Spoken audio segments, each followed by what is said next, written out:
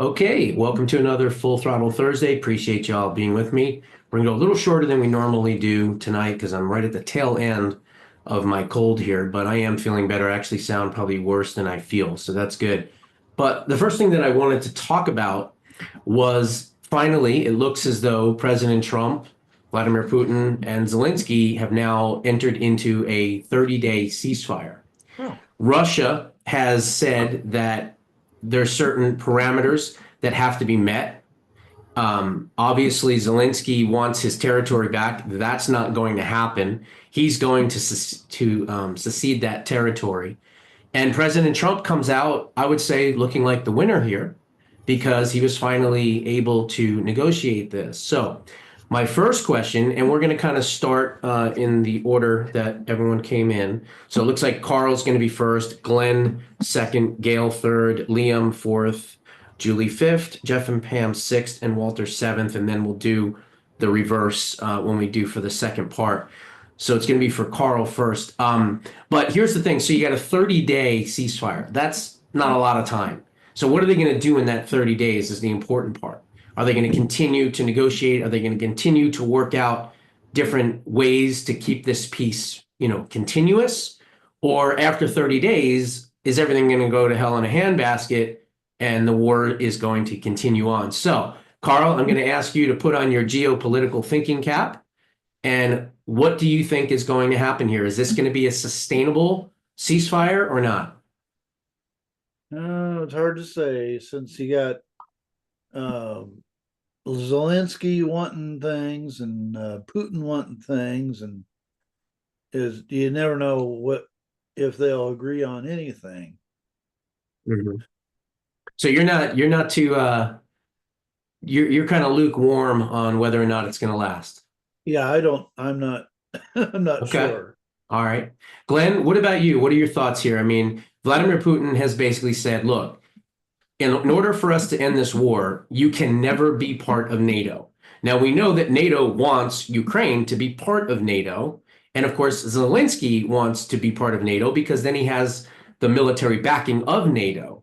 But right now, he is conceding that and he's conceding his territory. So is this thing going to last? What are your thoughts? I think if they give up the idea of being part of NATO, then uh, Putin will cease fire altogether. He won't be, there's no reason to attack him after that, Right. unless he keeps up with those bio labs and everything. And 'cause I, wasn't Putin concerned about that and his people being poisoned by it? Exactly. And that's something that President Trump, I think, should have said in the negotiations that part of any settlement and ceasefire is a complete destruction of any secret biolabs or working with the Chinese or anyone else. So I agree with you on that. I don't believe, excuse me, that that was part of this ceasefire deal. I think that it's basically a framework at this point, and they've agreed to stop, but it doesn't necessarily mean that in the next 30 days, they're not going to continue to negotiate, which is what I think they're going to do.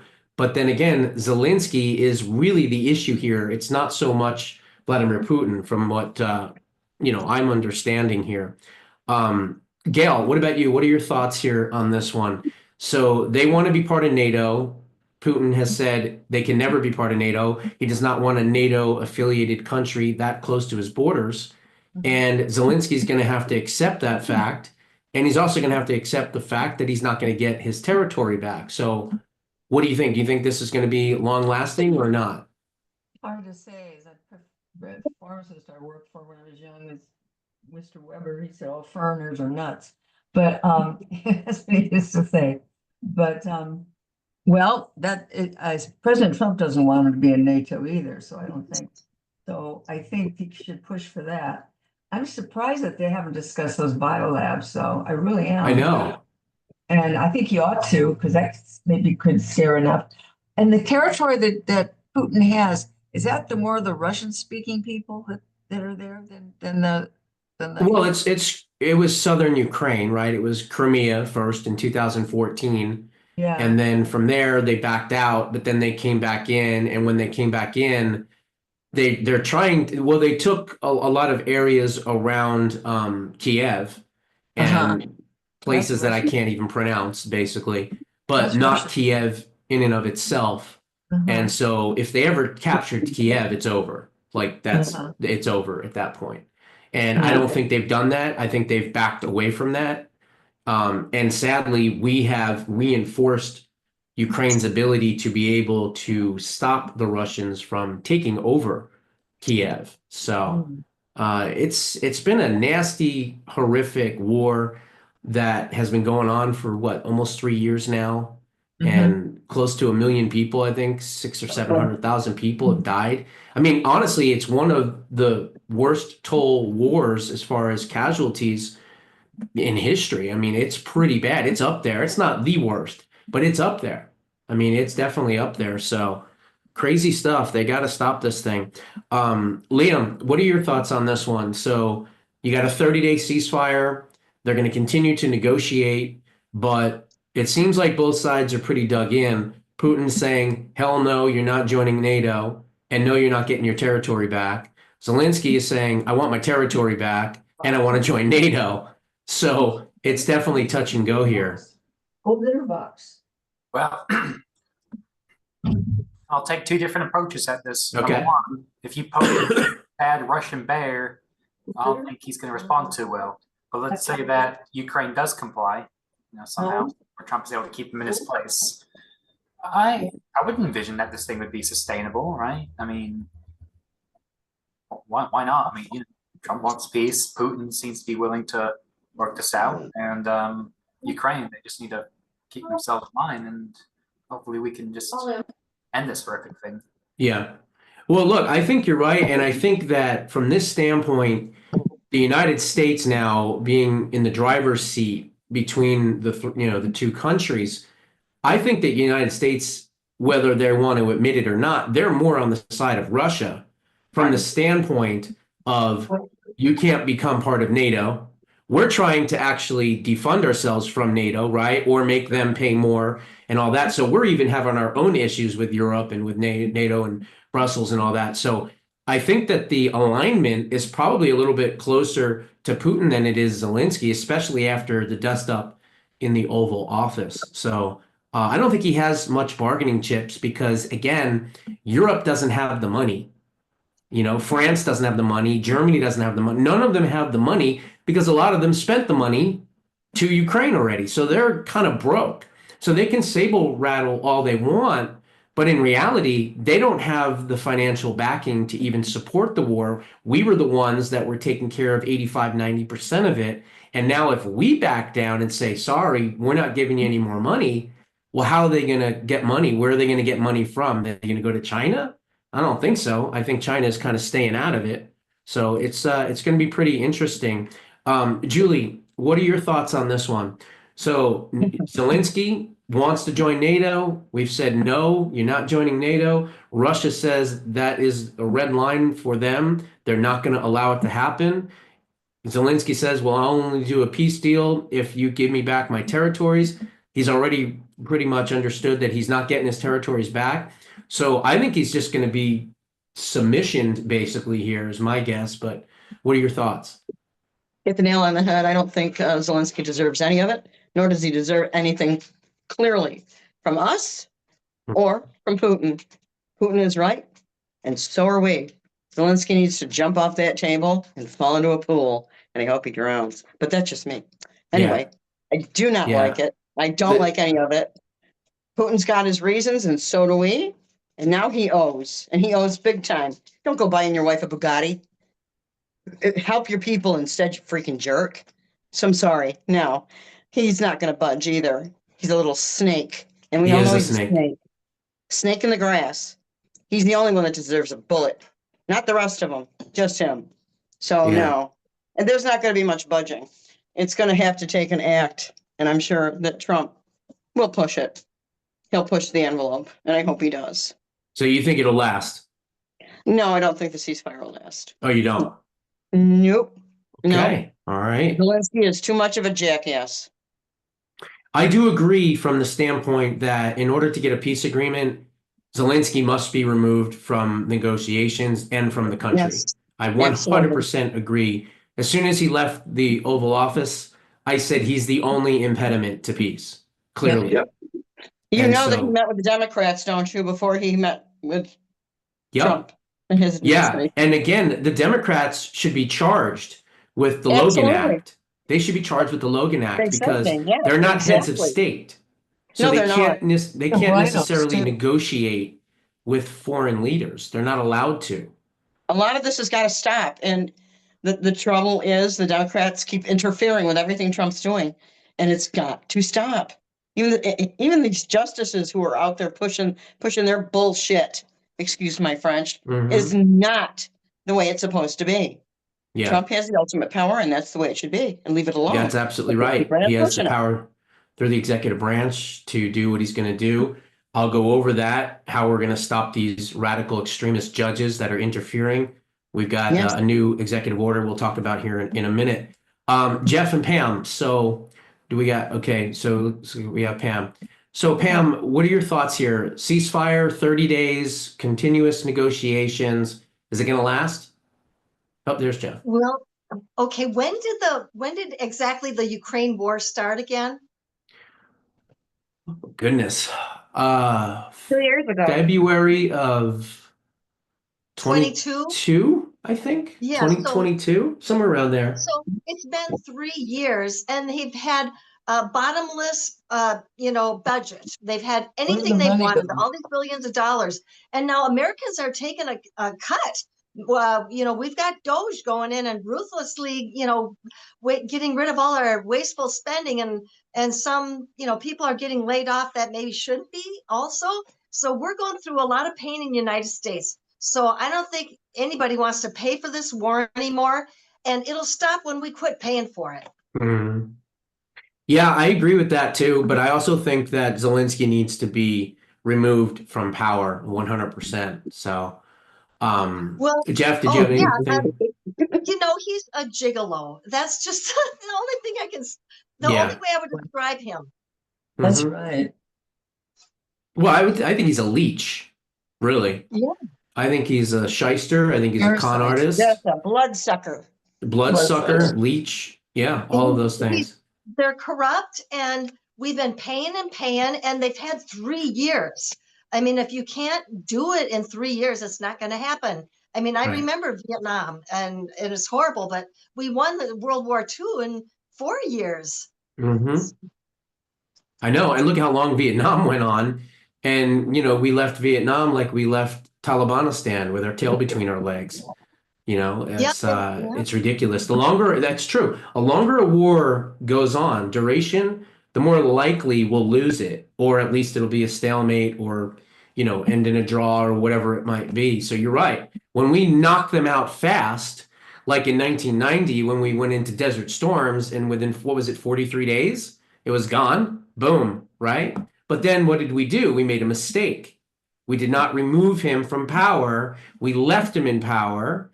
He then was able to capture all of his money, his finances, his power, and then he went on another killing spree. And then we had to go back again with, Junior, right, with W, to go back in and kind of finish the job. But even that was stupid because it was, again, really all about oil. And we have our own oil here. So think about how many people fought in both of those wars, from Desert Storms and the other one, the Gulf War. And I mean, it was ridiculous. And then look what we did with Afghanistan. I mean, why were we there? I mean, we should have learned the lesson from the Russians, right? The Russians fought with them for, what was it, 10 years, I think it was. And they basically got crushed because of the terrain and everything else.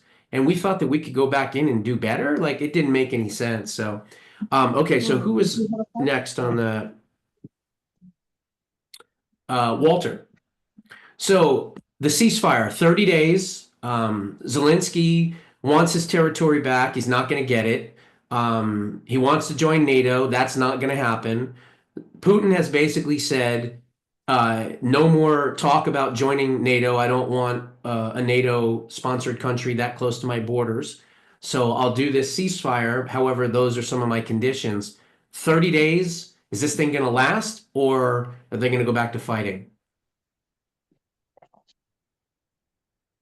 I think the 30-day may last, but as far as a permanent cessation of battle between Russia and Ukraine, I do not think will.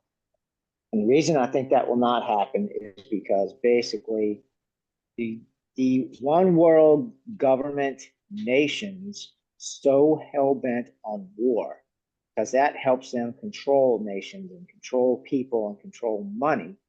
They will put enough pressure on Zelensky to where when it comes time to signing on the dotted line for the permanent changes, he's not going to do it. Just like he did before, like right after Russia invaded, they did have a peace deal together, but Boris Johnson from the United Kingdom went over to Ukraine, talked to Zelensky, and next thing you know, Zelensky canceled the peace agreement, and the war's been going on since. Exactly. I do not think there's going to be permanent peace there. I think there needs to be, and I've said this before publicly, there even needs to be either a mutiny with inside Ukraine to oust Zelensky from the inside out, basically inside his own country, or quite frankly, let's do a color revolution. I mean, the CIA, Mossad, all these people have been doing this for years against so many other countries. Why don't we do the same thing and do a color revolution and get rid of Zelensky in the middle of the night somehow? You know what I mean? Get him out of the picture and have somebody else take over. Because I agree, the only way that there's going to be long-term peace, in my opinion, is if you get rid of the person that is an impediment to that peace, and that is Zelensky. So I don't know. We're going to have to see what happens. Jeff, thank you for joining us as well. So we'll go to you next. So you probably had a chance to hear what happened. So you have a 30-day ceasefire that was signed, I believe, today or yesterday, I think it was. And at this point, there are parameters and certain conditions that Vladimir Putin has put into place. And if they're not met, then the war could continue on.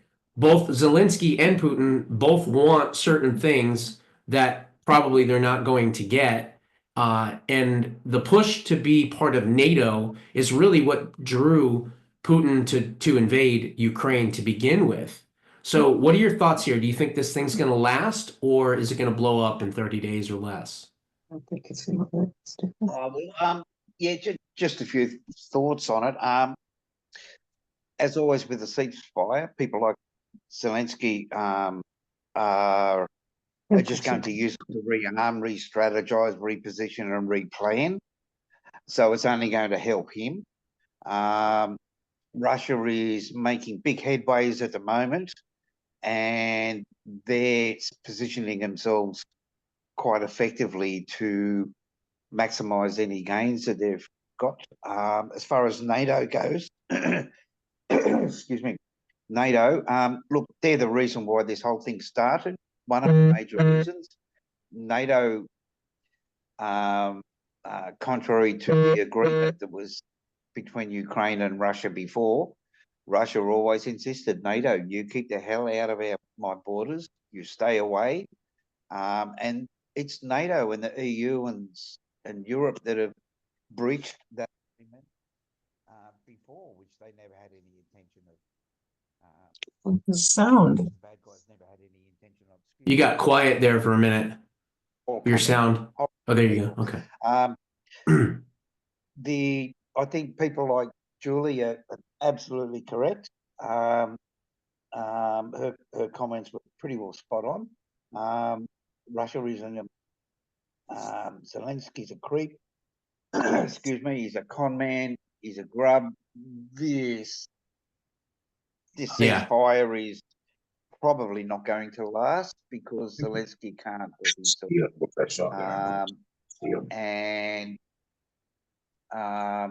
Yeah, I think the whole thing's just a big mess, but I think they are grossly underestimating Russia.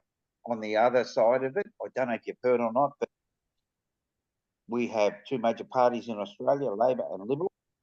Labor's in power now, very much socialism or Fabianism,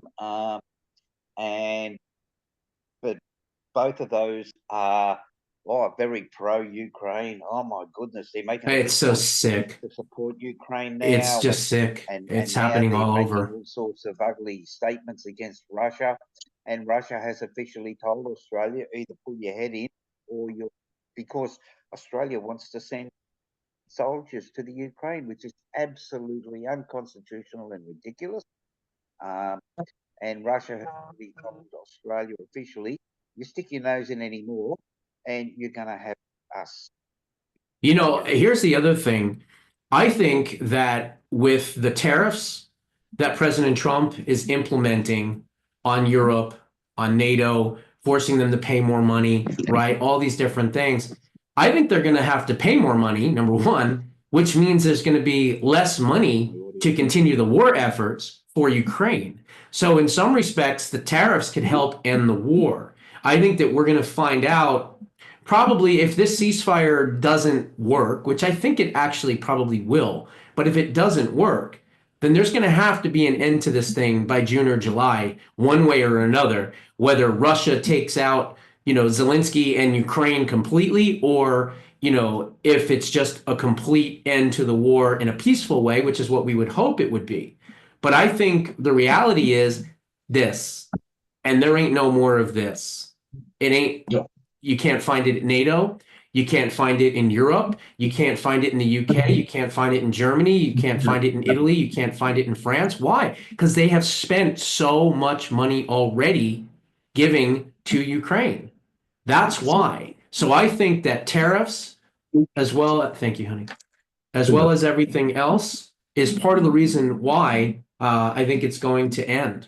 And I don't think they want a nuclear situation. I know the United States doesn't. I'm pretty sure Russia doesn't, because if you think the death toll is bad now, forget it. I mean, that would be horrific, cataclysmic. And I don't think they want to go there. So I think it's going to end. I just don't know when.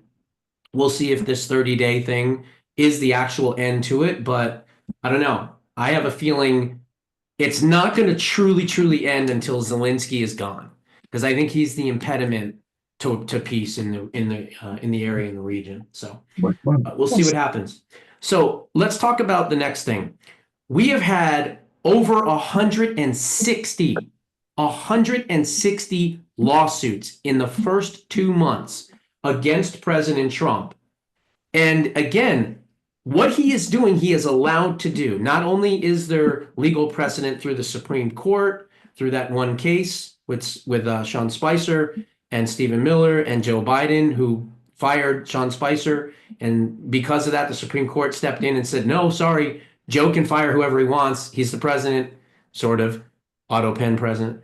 And that's why he can do that. So I think what's happening here is President Trump is saying, okay, if we have these activist judges out there that are trying to tell the executive branch what they can and cannot do, number one, they're going to be defeated because they're appealing these things. That's number one. Number two, we're not seeing arrests and indictments like we want to because of the amount of inundation of all these lawsuits. They're fighting lawsuits that are trying to stop them from implementing America's mandate. So that's why there's been a lag, in my opinion, on some of these prosecutions. However, President Trump and his people are smart. And he came out with a brand new executive order that should crack down on these radical activist judges and these far left groups that are using the courts and trying to do these frivolous injunctions, which are not only costing taxpayers millions upon millions of dollars, but they're delaying President Trump's ability to get things done and to get things completed and Doge and everything else. The good news about it is it's happening at the 2-month mark. We're not a year in while this is happening. We've got 3 years and 10 months still to go with President Trump. So keep that in mind, that at least it's happening now. And I will give the Department of Justice a lot of credit because they are filing immediate appeals against all of this stuff. But check out this executive order. The order specifically targets the reckless pursuit of frivolous injunctions, which have repeatedly cost taxpayers millions of dollars and disrupted Republican governance. These cases, driven by radical activist judges, threaten to paralyze this administration before it can fully enact the mandate delivered by voters in the 2024 election. So far, only 2 of these cases have been resolved. The memorandum addressed directly to the heads of executive departments and agencies instructs them to firmly enforce Federal Rule of Civil Procedure Act 65 subset C, which says that anyone who asks a court for an injunction, a temporary order stopping a government action, must first deposit money or a bond with that court. This money is intended to cover potential harm or costs to the government if the cost later decides that the injunction was improperly issued. Trump argues the activist organizations have been abusing the courts, frequently filing weak or meritless lawsuits against the government to slow down or block policies that they disagree with, often choosing sympathetic judges to hear their cases. So let's talk about this. So basically what they're doing is they're saying, okay, if you want to continue your bullshit injunctions against us, it's going to cost you money to do it, number one. And number two, if you lose, you owe that money. So now it's possible that even though these Democrats want to stop all of these people, these lawyers, they're going to look at this case and go, it's really a pretty weak argument you have. I don't think we want to file this injunction because we're going to have to put up $100,000 or $50,000 or whatever it might be. And if we lose, you're responsible for it, the lawyer that files the case. So I love this executive order. So let's start with you, Jeff, because we're going to go back around. Do you think this is going to work to stop these injunctions? Yeah, sorry, I think my phone dropped out on the last comment, so I did some text. You need some text on what I was talking about? Yeah. Okay, so about, all these yeah, different, look, I'll be brief, all these different lawsuits against President Trump. He signed an executive order that now states that they have to put up money before they issue an injunction. And after that, if they lose, they're responsible financially for paying all the court costs for the Department of Justice to have to fight when they win these cases. So my question is, do you think that this is going to be a large enough deterrent to stop a lot of these injunctions, moving forward? I think it will be a big deterrent, but I don't know how deep their pockets are, and we all know where their funding and everything comes from anyway. It's all dirty money. Okay. All right. Walter, what do you think? Is this going to be enough of a deterrent, or are they going to continue with their craziness? 100%, this will be zero deterrent. Number one, actual court costs are not that high. Court cost is the fee you pay to file your pleadings or your paperwork. That's not that high. Now, if it had said court costs and attorney fees, my opinion may be different, number one. But number two, we all know that the demons have almost unlimited money to ply their trade. And unfortunately, and I'm sad to say this, anytime you have a lot of money, you will find lawyers lining up to get it. So I don't think it's going to be any deterrent at all. What about this part here? The memo tells federal agencies to make sure that whenever someone sues the government for any injunction, the agency needs to request that the plaintiff, the person or organization suing them, provides enough money up front to cover possible costs and damages the government might suffer if the injunction turns out to be unjustified. So they're going to force these judges, I guess, or these organizations to put money up. Now, I'm not a lawyer, nor do I play one on television. Is that even constitutional or legal to do? I've never heard of that before. No, I don't think it's not constitutional. So you think that they'll challenge that? Mhm.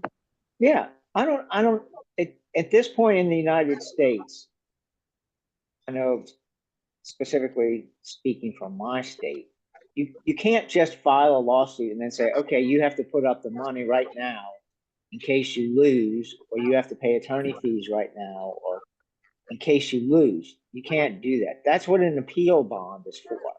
So that after the litigation is done, once a judgment is actually rendered from the court, then if the party who loses wants to take an appeal, they have to file a bond to make sure that the judgment amount is secure in case the party filing the appeal loses. But I just don't think it's constitutional to do that prospectively at the time the lawsuit's filed. Okay. So then in your opinion, this would have to be an immediate appeal to a higher court, and then the higher court would step in and shoot down the injunction, which is going to take us more time, basically. Yes. So they would also, I would assume, if they were going to fight this executive order, they would have to raise money to fight that executive order, I guess, then defeat the executive order and then continue their bullshit. Is that kind of what you're saying? Basically? Okay, Yes. gotcha. Yeah, that's what they're All going right. Jeff and Pam, what are your thoughts? Do you agree with Walter, or do you think that this will be a deterrent? Well, if it's money they just take from another government agency, which means our tax dollars, they don't care how much they squander. So I guess it matters where the money would come from. And I think when you read that executive order, I think Trump referred to a particular act and a code number. It was so Enforcement of the Federal Rules of Civil Procedures Act 65C, which says that anyone who asks a court for an injunction, a temporary order stopping a government action, must first deposit money or a bond with the court. So he's referring to an actual act that is passed by law. So maybe it's something that they don't enforce, and it's just like on the books, but they don't really enforce it. But the executive order is saying that he's instructing every agency to enforce it. So maybe it is actually constitutional, and maybe it is legally binding. So I don't know. So if the money is coming from the taxpayers, then it does nothing. But if it's coming from Soros, it might not do anything either. But if it's coming from people who actually have to count their money, then maybe it would make some impact. I would hope that it would, but it would probably be more effective if they could make it retroactive on the 160 lawsuits that are out there already, because some of those might be morons that don't have the money. Yeah, that and the fact that we are cutting into the government, we are stopping the gravy train. So even though we haven't, quote unquote, cut all this waste, fraud, and abuse, we've at least stopped it. We've obviously, pinpointed it, and now we've stopped it because, of course, DOJ is now in charge of all these agencies. So there's no allocation going out like it was. So it may not have been cut yet, but at least it's not being given out anymore. So maybe that is the case. Maybe that there isn't a lot of money out there. And it seems like the left-wing billionaires and donors are so fed up with the Democrats that they're not putting up any money. They're basically just saying, hey, you're on your own. So I don't know. I mean, there's a lot of ways, I guess, to look at it. What do you think, Pam, on this? Well, if it works, it's brilliant. Uh-huh. Short and sweet. Got it. Okay. No problem. Julie, what do you think? You think it's going to work? Or do you think Walter's? I think Walter's dead on. Where there's a will, there's a way. And the other gentleman with Pam just brought up a big one. Soros and his goddamn deep pockets. So, those Democrats, they're always thinking. They're always trying to find a way out, They're communists. That's what they do. Yes, that's what they do. Mhm. So I don't know. I don't think this one's going to work, but time will tell and we'll see. But I hope it does. I really do. I hope it does. I hope it does too. I have a feeling it will slow down some of them. I really do. Because if it's a law that's already on the books and they have to put up money to sue, I've never heard of that before. So I do understand where Walter's coming from, because I've never heard of putting up money to sue. I've never heard that before. But apparently it is part of this Federal Rule of Civil Procedures 65C. Walter, if you wanna pull that up and kind of take a little peek at it while we're going through this, because I mean, if it's a rule on the books, then by law, don't they have to adhere by that rule? I guess would be the other question. So, Liam, what are your thoughts here, buddy? Do you think that this executive order issued by President Trump is going to be enough to deter future injunctions? Well, it just got a whole lot more interesting when you just threw out that detail that it's along the books. Maybe you said it earlier, but I misheard. But this is Sorry, I'm drinking hot tea for my throat. stay healthy. I mean, if it's a law, I mean, first of all, I don't know why you need an executive order to enforce it, but okay, let's just say that it's enforceable like that. Mhm. I mean, I guess it could be a deterrent, but as you know, they're always going to find a way around Trump's efforts to save America. And Well, it's funny that it says the memo tells federal agencies to make sure that whenever someone sues the government for an injunction, that agency must request that the plaintiff, the person suing, puts up this money. Agencies then must work directly with the attorney general to decide how much money to ask for, and they must clearly justify that amount to the court. So in other words, they can't just say, okay, you want to file an injunction against us, and we don't believe that you're in the legal right to do so. So we're going to just pick up a number in a hat, $10 million. That's what it's going to cost for you to do that. Now, the left has operated like that. Remember what Judge Egeron did to President Trump, right? A couple of years ago. He said, in order for you to appeal, remember? He said, for you to appeal your conviction, your bullshit conviction, you had to put up $500 million to do it. Now, he then sued and he got it reduced to, what was it, 100? I think it was like 100,000 or something. I don't remember. It was a lot less. But it looks like the left was using something similar to go after President Trump, to say that now that we've convicted you, if you want to appeal, you have to put up money to appeal. And apparently that was shot down by Egeron. So I don't know. Yeah, maybe Walter is correct on this, and maybe we're all wrong, and it's not constitutional. I don't know. That's why we're having this discussion. That precedent would be key detail as well. So yeah, exactly. So Gail, what are your thoughts on this? You've kind of heard all of this going back and forth. Your head's ready to explode. So Well, if it's really on the books, and a lot of these people that are doing the lawsuits or organizations aren't too friendly with Soros, or not, he's not connected to some of them, at least. It will help, I'm sure, but there's so many little ins and outs here that drives me crazy. mhm. I hope I would love to have it work. I mean, it's a wonderful idea. And if they made Trump do it, why can't they be held to the same thing? Yeah. I don't know. We're going to have to see. We're going to have to see. So, Glenn, before I get to you, it says one key mechanism is this federal rule, which mandates that a party seeking the preliminary injunction enjoined a restrained party if the injunction is wrongly issued. Consistent enforcement of this rule is critical to ensure that taxpayers do not foot the bill for the costs or damages caused by wrongly issued preliminary relief by activist judges, and to achieving the effective administration of justice. Therefore, it is the policy of the United States to demand that parties seeking injunctions against the federal government must cover the costs and damages incurred if the government is ultimately found to have been wrongfully enjoined or restrained. Federal courts should hold litigants accountable for their misrepresentations and ill-granted injunctions. So what do you think, Glenn? I would ask the question, can we get like an arbiter that hears what they want to do and then let them know if it's okay to do it or not, instead of, so like a middleman. yeah, someone that goes in there, they said, well, that's a great idea. Sue them for this.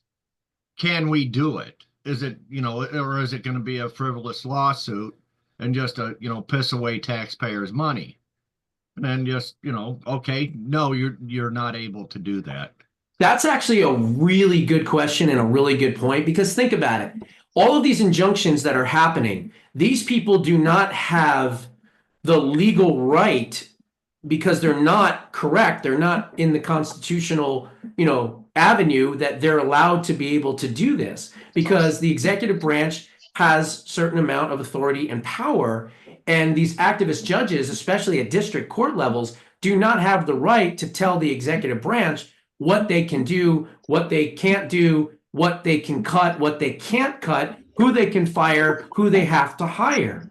So what if you're right? What if there was like a middleman where they said, and I don't, maybe it can even be through an executive order. I have no idea. It's a great idea. What if there's an executive order he could sign that says anyone moving forward that wants to file an injunction against, our administration must first go through an arbitration agreement or, court appointed arbitrator first to see if it's even legal. And then maybe the arbitrator would save the taxpayers all the money in the world by saying, sorry, you don't have a case here, and shut it down. It's a great point. I didn't even think of that. But then again, I'm not an attorney, so. Well, neither am I, but it was just something, It's kind of a common sense thing. So, yeah. Yeah, why wouldn't you ask somebody, is there any legal standpoint for me to do this? Right. Or am I just wasting time and money? And then even take it a step further, with the payment part, you got to pay for this to find out. And then, if it's okay, then you get your money back. If not, then, right. You're paying for his opinion, I guess, and then it'd be a constitutional opinion. Not, but then who pays the bill or foots the bill for the arbitrator? Well, that's what I'm saying. The person that's wanting to file the suit, right. If you're going to file a suit, then you have to, instead of it costing the taxpayer to find out from the arbitrator, you foot the bill. I'm going to put that on X later, because that's a really good idea. And maybe that can be done through executive action, where he could say, okay, if you want to sue us, you have to go through an arbitrator first. You got to put up the money. You got to go through an arbitrator. And if the arbitrator says that you have a legal right to do this, then at that point, go ahead and, enter your injunction against us, and we'll fight against it. We'll appeal it, and we'll see who wins at the end. Right. So I think that makes the most sense. It's sad that we have to deal with this because they have no power, right? Well, they don't have the Senate. They don't have the House. They don't have anything. And the only thing they have are these activist judges. Well, just a lot of frivolous lawsuits that are out there that shouldn't even be litigated. Right. They just think, oh, I didn't get enough M&Ms in my package because the package is this big and I only got that many M&Ms. So because I'm that, narrow-minded, I think I should sue you. Yeah, exactly. Yeah, well, that's basically what they're doing at this point. So, Carl, we're gonna end up with you, and then we're gonna probably cut it out for. We could probably talk for a few minutes afterwards, but I don't want to go much longer. I'm not feeling it. I'm sweating. It's breaking a sweat here, so I think maybe the fever is breaking or something. I don't know. But anyway, Carl, what are your thoughts here? Do you think this is going to be enough of a deterrent to stop future injunctions, or are they going to try to figure out a way to get around it? Well, all these judges, all these cases have come up. I look up the judge's name and they've all been either Obama, a Biden, or Clinton appointed judges. True. And they are all Biden and Clinton and Obama appointed judges. Even George, W. Bush judges have gone against him at some point too. So, those are all globalists regardless. They're not America first types of judges. But, reading a little bit further on Rule 65, it says Rule 65C mandates the court to require in all applicable cases that a movant for an injunction post security in an amount that the court considers proper to to cover potential costs and damages to the enjoined or restrained party. Subset B, that was subset A. Subset B says the security amount the agency is requesting is based on a reasonable assessment of the potential harm to the enjoined or the restrained party. And subset C, failure of the party that moved to preliminary relief to comply with Rule 65C results in denial or dissolution of the requested injunctive relief. So I guess this law is on the books. It's not enforced very often. And what they are directing with this executive order is from now on, if anyone gets sued in my administration, in my cabinet, if you're the head of one of my, agencies, you have to immediately demand that subset 65C on this rule is implemented. So meaning that it looks like it's legal, it looks like it's constitutional, it looks like it's on the books, and it's saying here that if they don't put up the money, then it could be resulting in a denial or dissolution of the requested injunctive relief. So I don't know. I'm gonna go out on a limb and say that this executive order is gonna have some teeth. And I think a lot of the question is, though, is it retroactive? What about the 160 that have already been filed? Is this for anything after 160? Is this for 161, 162, 163? Or, as you said, Julie, is this going to go back retroactively to all the rest of them? That's what we don't know. I want to get more clarification on that, but I don't know. We shall see what happens there. But that's all my thoughts for this evening. I am definitely feeling a little under the weather, so I'm going to cut it a little shorter than normal. But thank you all for joining me. I appreciate you figuring out the new time and all that as well. So God bless you all, and we'll see you soon. Go ahead and cut it. Hey, good. Feel better. I'll Feel stay on for better. a few more.